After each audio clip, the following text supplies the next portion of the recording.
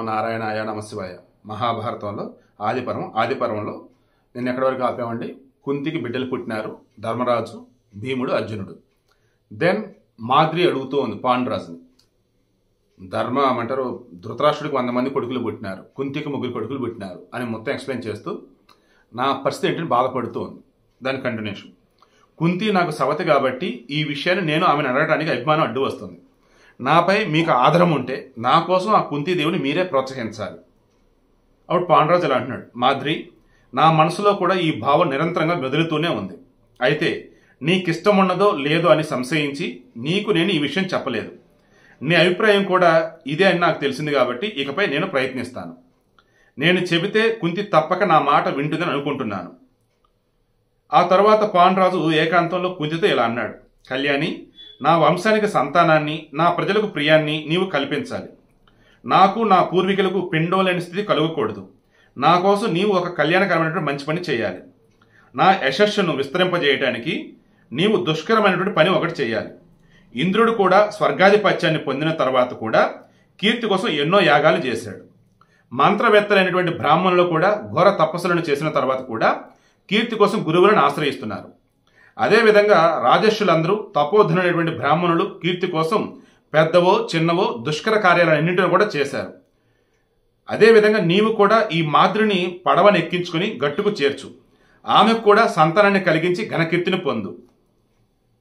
పాండురాజు ఇలా అన్న తర్వాత కుంతి మాద్రితో ఇలా అన్నది, ఒక్కసారి ఏ దేవతనైనా మనసులో తలుచుకో, దానితో నీకు తగిన సంతతి కలుగుతుంది, సందేహించిన అవసరం లేదని అంది. ఆపై మాద్రి బాగా ఆలోచించి మనసులో అశ్విని దేవతలను తలుచుకున్నది. వారు వచ్చి ఆ మాద్రికి కవల పిల్లలను అనుగ్రహించారు. వారు నకులుడు, సహదేవుడు. లోకంలో అందంతో వారికి సాటి రాగల వారు లేరు. ఇందులో నకులుడండి, అసలు అందం అంటే నకులుడు అంట, అంత అందంగా ఉంటాడంట. ఈ కవల పిల్లలను గురించి కూడా అశరీరవాణి ఇలా పలికింది, ఈ కవలలు బుద్ధి, రూప, గుణాలలో అశ్విని దేవతలను కూడా మించిపోగలరు.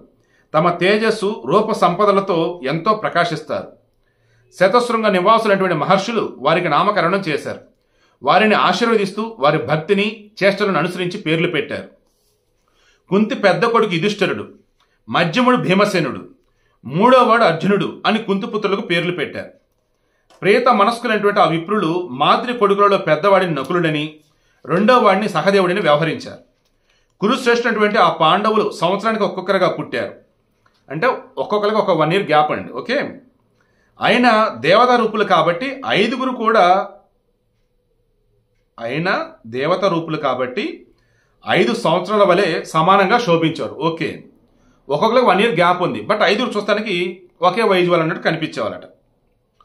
ఆ పాండవులంతా గొప్ప ధైర్యం, గొప్ప వీర్యం, గొప్ప బలాపరాక్రమాలు కలవారు, మహా తేజస్సులు, దేవస్వరూపులు అయినటువంటి ఆ కొడుకులను చూచి పాండురాజు ఎంతో ఆనందాన్ని పొందాడు.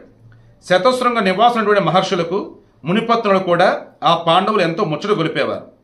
ఆ తర్వాత పాండురాజు మరలా మాద్రికి సంతానాన్ని కలిగించాలని కుంతిని ప్రేరేపించారు. ఏకాంతంలో పాండురాజు కుంతిని అడగగానే ఆమె ఇలా అన్నది, నేను ఒక బిడ్డను కనమని ఆమెను నియోగించాను, కానీ ఆమె 2 పొందింది, నన్ను మోసగించింది. నాకు భయం కలుగుతోంది, ఆమె నన్ను పరాభవించే అవకాశం ఉన్నది. అశ్విని దేవతలను 2 ఆహ్వానించడం వలన 2 కొడుకులను పొందగలదని నేను ఊహించలేకపోయాను. కాబట్టి మరలా నన్ను ఆ పనికి నియోగించవద్దు, నాకు ఆ వరం ఇవ్వండి అంది. సో అగైన్ అండ్ అగైన్ ఇప్పుడు ఆమెకు నేను వరం గనక ఇస్తే, నేను ఒక్కొక్కసారి ఒక కొడుకును కన్నా, ఆమె ఏంటి వరాన్ని ఒకేసారి వినియోగించి 2 కొడుకులు కనింది. నెరలా అన్నప్పుడు ఒక్కో వరంతో ఇంకో 2 కొడుకులు కనిద్దేమో, అప్పుడు నాకన్నా ఎక్కువ కొడుకులు ఆమెకుంటారు. అలా వద్దే బాబు, ఇక ఆమెకి నా చేత పిల్లలు పుట్టించేలాగా ఏం చేయనని చెప్పి నాకు వరం ఇవ్వండి. దెన్ పాండురాజు ఏమన్నాడు, వద్దొద్దు, అలా ఏం వద్దులే, ఇక చాలు అన్నాడు. ఈ విధంగా పాండురాజుకు 5 కొడుకులయ్యారు. వారు దేవతలు అనుగ్రహించి ఇచ్చిన వారు, మహాబలుడు, కీర్తిమంతులు, కురువంశ వివర్ధనులు, శుభలక్షణ సంపన్నులు, చంద్రుని వలె చూడముచ్చటైన వారు.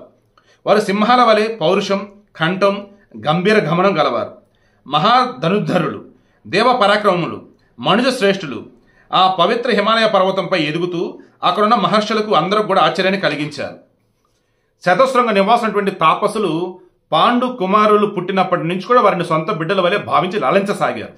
ఆ తర్వాత ద్వారకలో వసుదేవుడు మొదలైన వృష్ణి వంశజులు పాండురాజును గురించి అనుకోసాగారు. పాండురాజు మునిశాపం వలన భయపడి శతశృంగాన్ని చేరాడు. అక్కడ తాపసులలో కలిసి తపస్సు చేస్తూ తాపసు అయ్యాడు. శకమూల ఫలాలను ఆహారంగా స్వీకరిస్తూ నీతేంద్రుడి అయి ధ్యానయోగ పరాయణుడై సాధకుడుగా రూపొందడని వార్తాహరులు అంటున్నారు. ఆ మాటలు విని యదు వంశస్థులు ఎందరో పాండురాజు మీద గల ఆదరం వలన కిన్నులయ్యారు. ఆయనను గురించి శుభ సమాచారాలను ఎప్పుడు వినగలమా అని ఎదురు చూడసాగారు. ఈ విధంగా వృష్ణి వంశజులు అనుకుంటున్న సమయంలోనే పాండురాజుకు సంతానం కలిగినటువంటి విషయం తెలిసింది. వారంతా ఆనందమగ్నులై ఒకరినొకరు అభినందించుకుంటూ వసుదేవునితో ఇలా అన్నారు. వృష్ణి వంశజులు ఇలా అన్నారు, ఏమని? కీర్తిమంతా వసుదేవ, పాండు కుమారులు బాల సంస్కారాలను కోలుకోరాదు. పాండురాజుకు ఇష్టుడు హితకాంక్షమైనటువంటి నీవు పురోహితుని పంపించు. వసుదేవుడు అలాగని అంగీకరించి పురోహితుని పంపించారు. ఎందుకు? ఈ వసుదేవుడు వచ్చేసి ఆ పిల్లలకి ఏమవుతాడు? మేనమామ అవుతాడు. కుంతికి అన్న వసుదేవుడు. సో కుమారులకు తగిన వస్త్రభూషణాలను, కుంతికి మాతృకి అవసరమైన దాసదాసి జనాలను, ఆభరణాలను, గోవులను, వెండిని, బంగారాన్ని కూడా పంపించాడు. వాటినన్నింటి కూడా వెంట తీసుకుని పోయి పురోహితుడు వెళ్ళాడు. పరపురంజుడైనటువంటి ఆ పాండురాజు తన దగ్గరికి వచ్చినటువంటి ఆ పురోహితుని, ద్విజశ్రేష్ఠుడైనటువంటి కాశ్యపుని శాస్త్రోక్తంగా అర్చించాడు.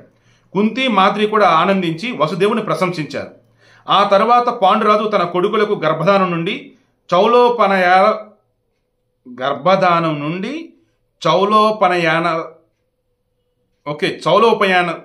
చౌలోపయానాల వరకు సర్వ సంస్కారాలను జరిపించాడు. పురోహితుడైనటువంటి ఆ కాశ్యపుడు అంతా జరిపించాడు. పెద్ద పెద్ద కన్నులు గలవారు కీర్తిమంతులైనటువంటి ఆ పాండవులు చౌలోపనయాల తర్వాత ఉపాకర్మను ముగించుకుని వేదాధ్యాయనం ప్రారంభించి దానిలో పారంగతులయ్యారు. సర్యాతి వంశస్థుడైనటువంటి ఒక రాజు పృషత్కుడు, ఆయన కొడుకు శుకుడు. పరంతపుడైనటువంటి ఆ శుకుడు విలువిద్యతో సాగర పర్యంతమైనటువంటి భూమిని జయించి 100 అశ్వమేధ యాగాలను చేసి ఆ యాగాలతో సమస్త దేవతలను, పితరులను ఆరాధించి శాఖ మూల ఫలాసనుడై శతశృంగ పర్వతంలో తపస్సు చేశాడు. ఆ తాపసి శ్రేష్టమైనటువంటి ఉపకరణాలతోనూ అధ్యాపనతోనూ పాండవులను వృద్ధి పొందింపజేశాడు. ఆయన అనుగ్రహం వలన పాండవులు ధనుర్విద్య పారంగతులయ్యారు. భీముడు గదా యుద్ధంలోనూ, ధర్మరాజు తోమరాలు విసరటంలోనూ, సత్వ సంపన్నుడు నకుల సహదేవులు కత్తిడాలు పట్టడంలోనూ, పరంతుడపుడైనటువంటి అర్జునుడు ధనుర్విద్యలోనూ పారంగతులయ్యారు. శుకుడు తన అంతటి వాణిగా అర్జునుడిని భావించాడు. ఆపై మహాధాత అయినటువంటి ఆ శుకుడు ఆనందించి శక్తిని, ఖడ్గాన్ని, బాణాలను, తాటి చెట్టు వలె ఉన్నతమై మెరిసిపోయే ధనుస్సును, విపాటిని, చురకత్తిని అర్జునునికి ఇచ్చారు. ఆ బాణాలు గ్రద్ద ఈకలు గలవి, అలంకరింపబడినవి, పెద్ద పెద్ద పాముల వలె ప్రకాశించేవి. ఆ శస్త్రాలన్నీ పొంది అర్జునుడు ఆనందించాడు. రాజులందరూ కూడా తన తేజస్సుకు చలరని భావించాడు.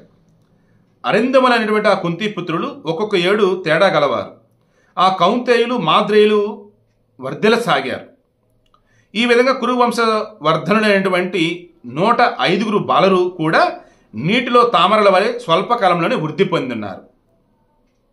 సో ఇదండి రేపు 124వ అధ్యాయం. పాండురాజు ఎలా మరణించున్నాడు, మాద్రి అతనితో పాటు ఎలా సహగమనం చేసింది అంటే మాట్లాడుకుందాం.